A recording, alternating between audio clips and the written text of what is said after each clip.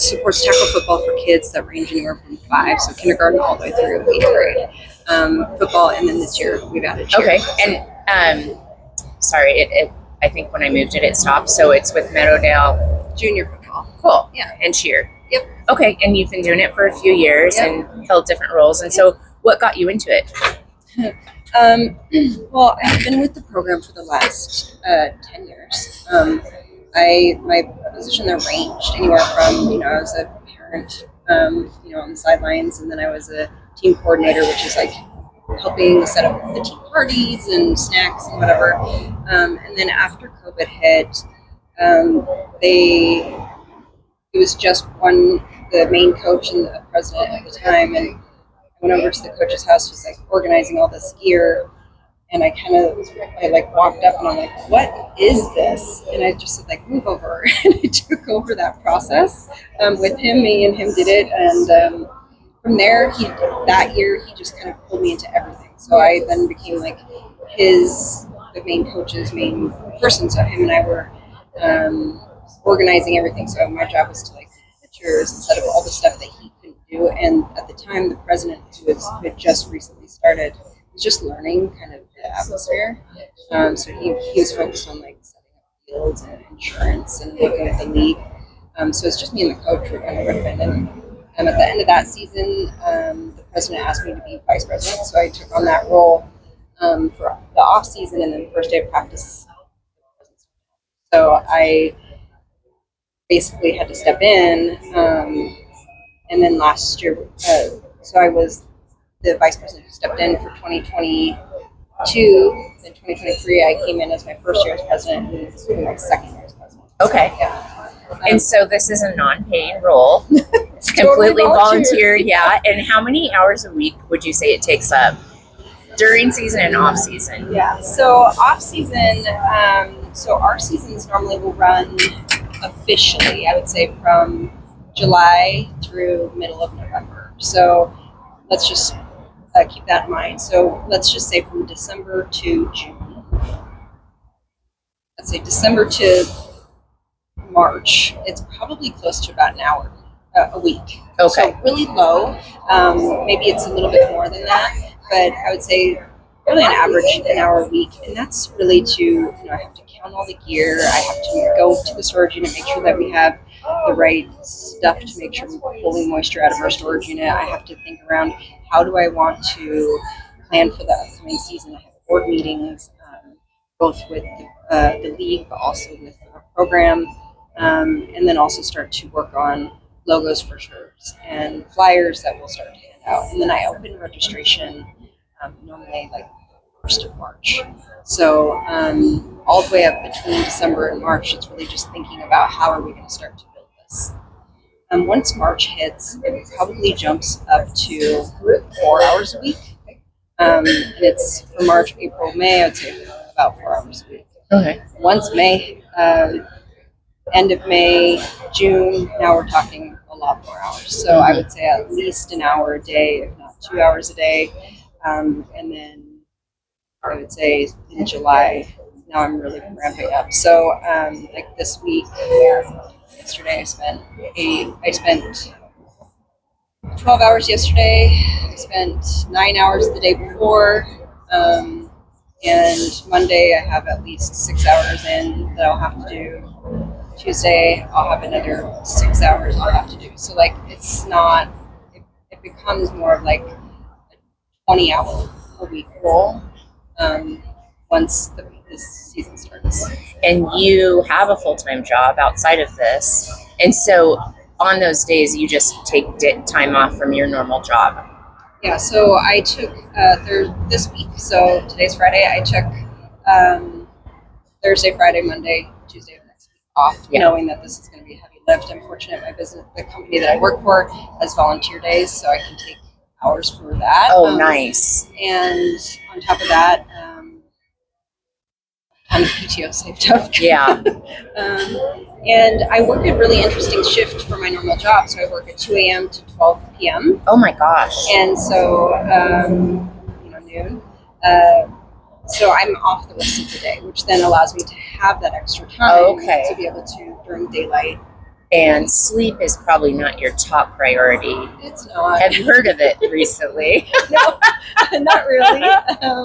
No, because, when you're in something like this, it's very easy for people to find you, right? It's very easy for people to be like, oh, that person's busy. We need her help.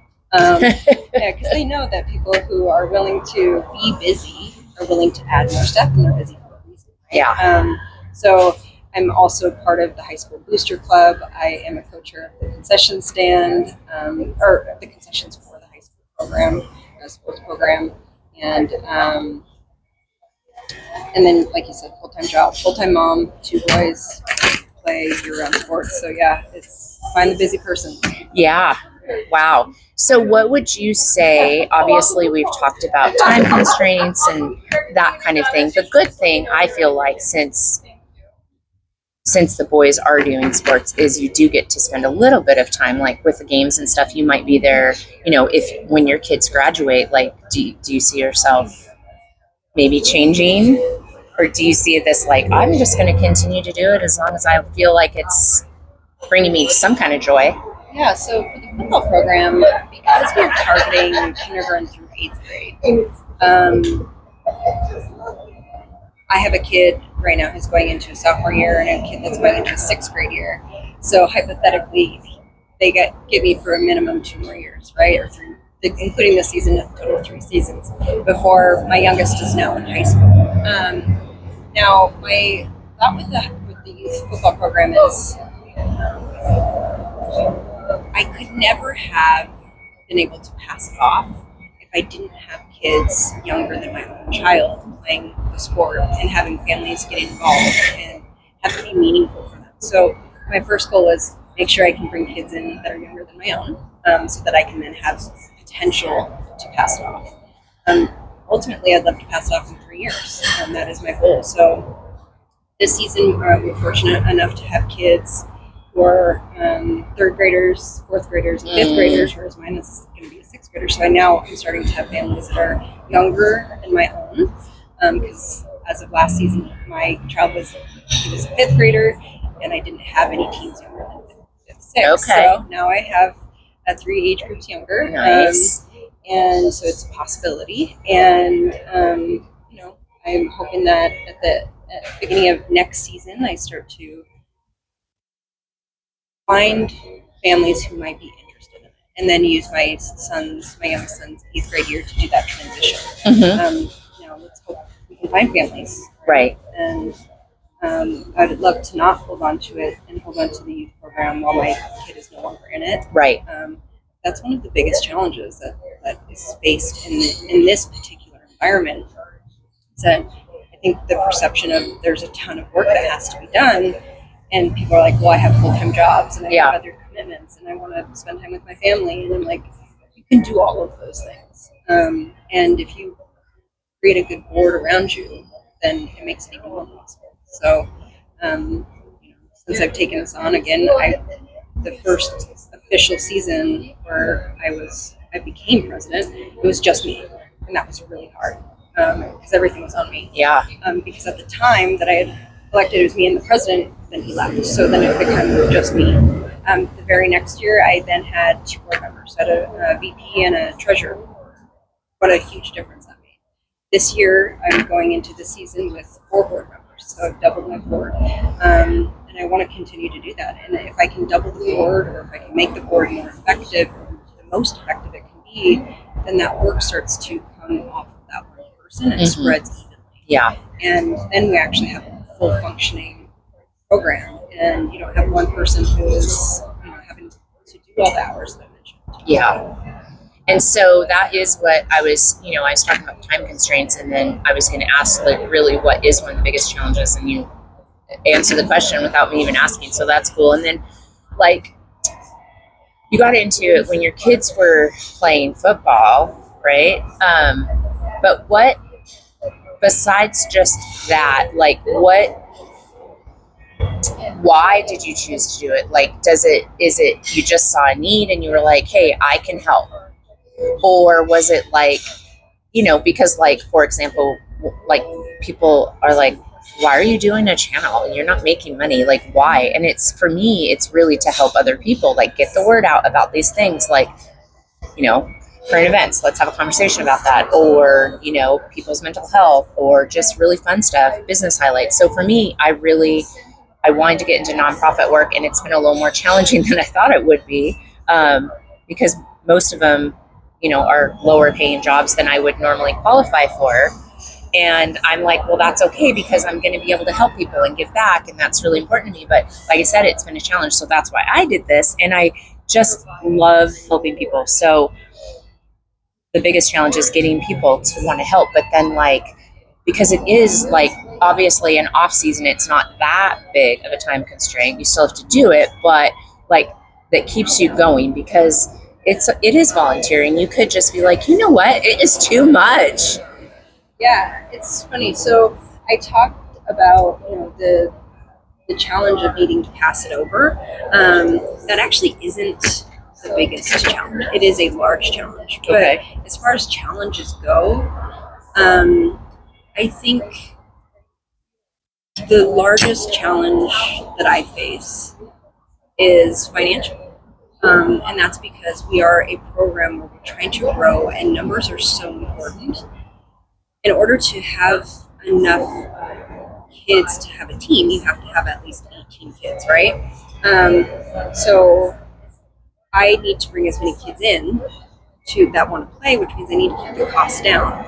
But unfortunately, football is not a low cost sport. Right. We have heavy equipment, we have shoulder pads, helmets, and yes, you buy one helmet and it can last 10 years, but every other year, I have to get it reconditioned, which is about $100 a year per helmet, right?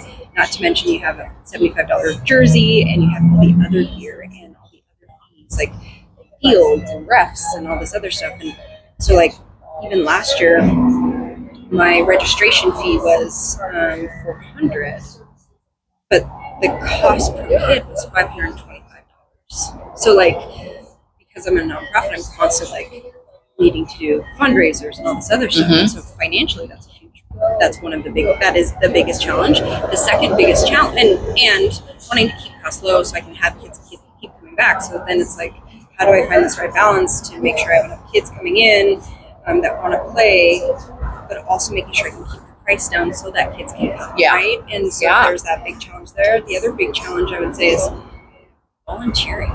So this season, I could have easily had 2 teams at one of my age groups, easily, from a kid perspective. I don't have enough coaches, and it takes a lot of coaches to run a football team. I try to cap my teams off at 30, and my 30 quantity teams, I need 6 volunteers who are willing to also give their time to coach, which is at minimum, you're looking at minimum 11 hours a week, right? Yeah. Per person. And that's a huge commitment. So, like, I can bring in kids, I can keep a cost low, but if I have no coaches, I don't have a team. Yeah. And so those are kind of our big challenges that we face, is like parents and adults who want to volunteer and help kids. When, there's lots of challenges that come along with that, being parents, things. And then the second piece is that financial piece, which everything kind of works together, right? So those are challenges, yes. I wanted to mention those things because I want to talk about why you do it. Yes. So you asked that question of, like, what keeps you going? Why do you do this? And I'm going to warn you, I might get teary on this. Oh, okay. Because I might too then. I think you may have heard me say that. I'm a empathy crier. So when you're a little girl, right? You never go, oh, I want to be the president of a football program. That's never something you probably think about.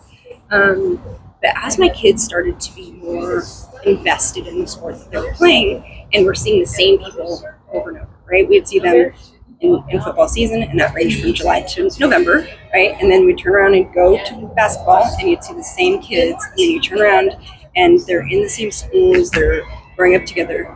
You have your family. You have your blood family, but then you have your sport family. Yeah.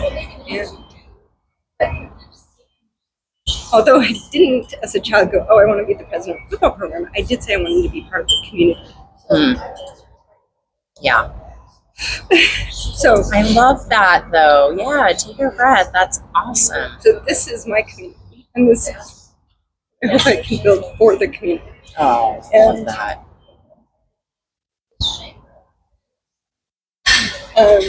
When my oldest son first started football, there was probably, he was 5, and there was probably at least one team per age group. At some point, I had seen it all the way up to 2-3 teams per age group, right? So it was huge, and this program was massive, and we all kind of did this thing, and then it had whittled down, and then after COVID, it's now whittling back up. But I can tell you that the people that were in that program at the time that my son was 5, they're people I travel with, they're people that I love very deeply, and I hope that I can create something in the community for these kids to have a safety net, for them to build friendships, lifelong friendships, for the families to build lifelong friendships. But also like learn a skill, and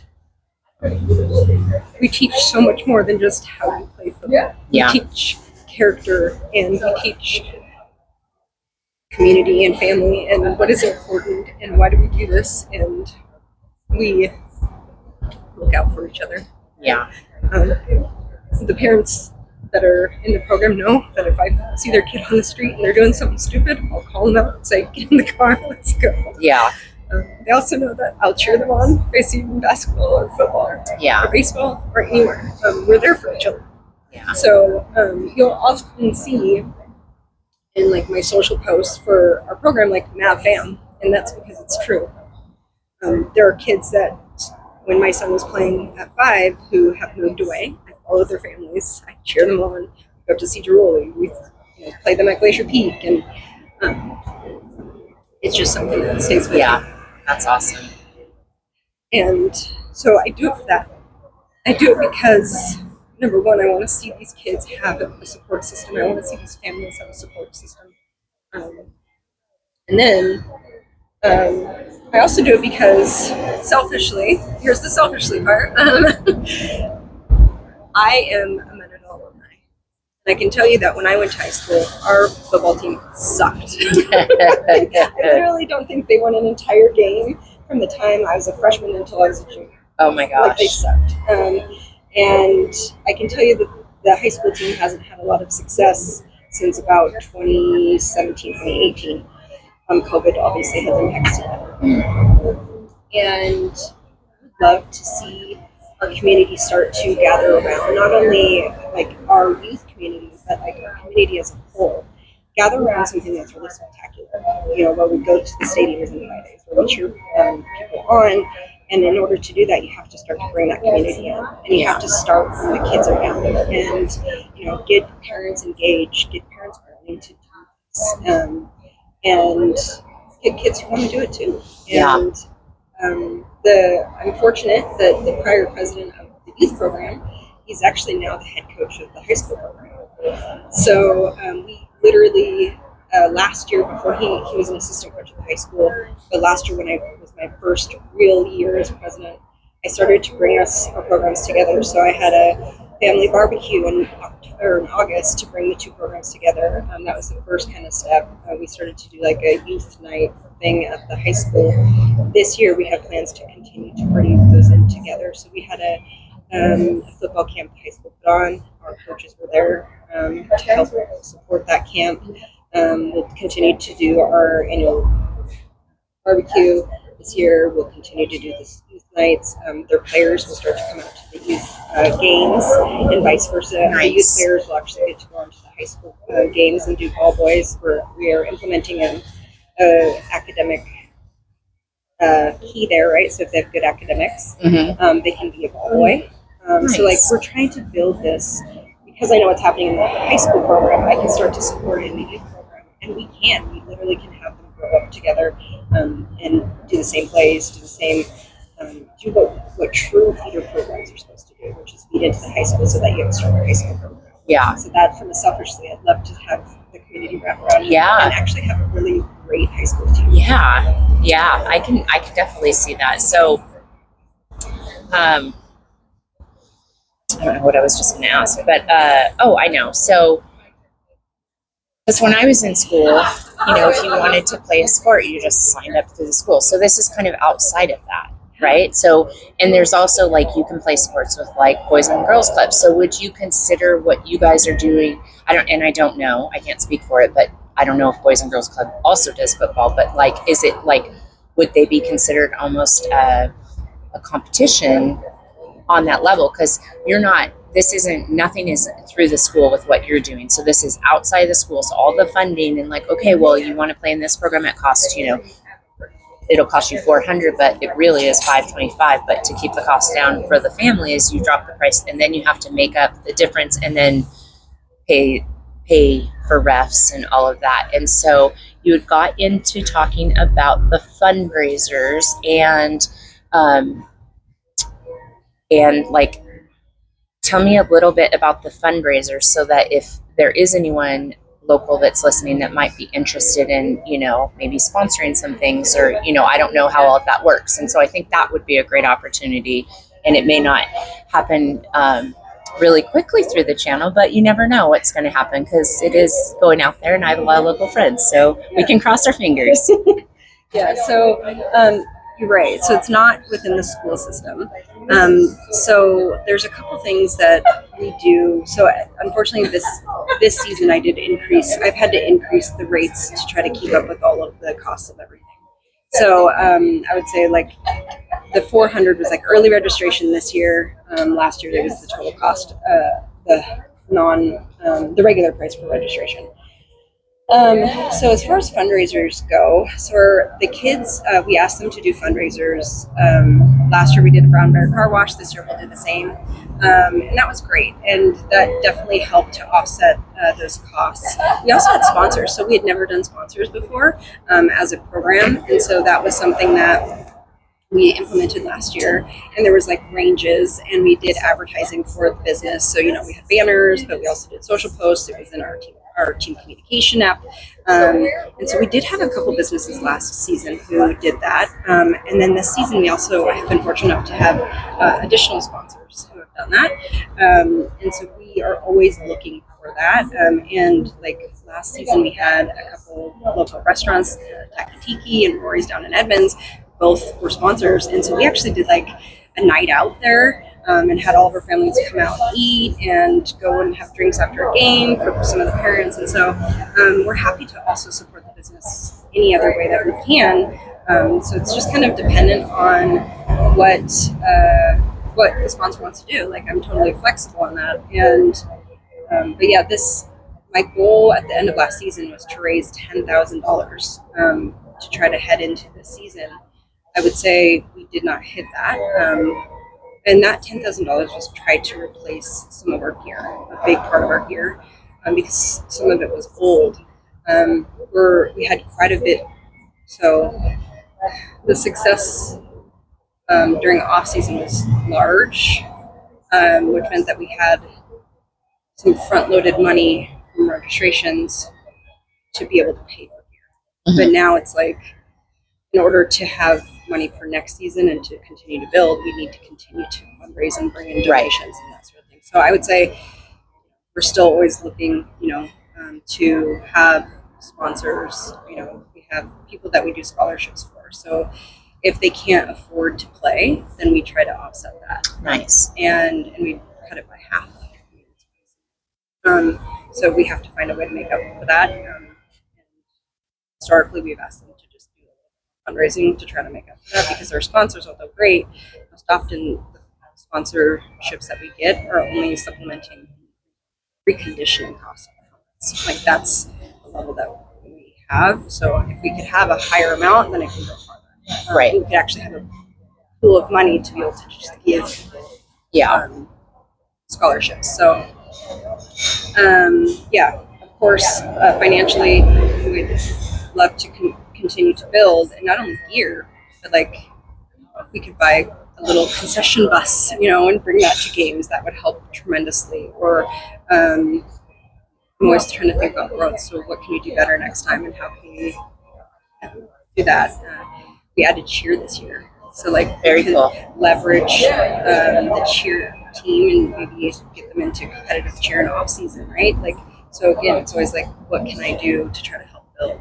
Yeah. So any financial assistance is helpful. Any sponsorships that I can get, I will try to turn and find a way to make more money. Yeah.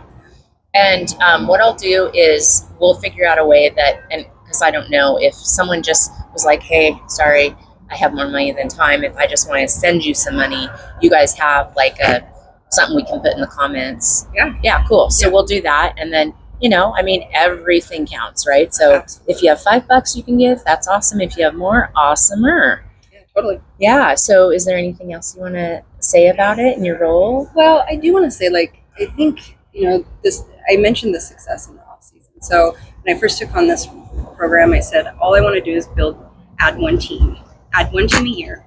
And last year was my official first year, and I didn't, right? It was 2 teams last year, which was great. The season before, when I was pushed into the role, I had 2 teams. Last year I had 2 teams. It was my first year. I would say this year I have 4 football teams and 2 cheer teams. Wow. So we went from being a 2-team to being a 6-team program.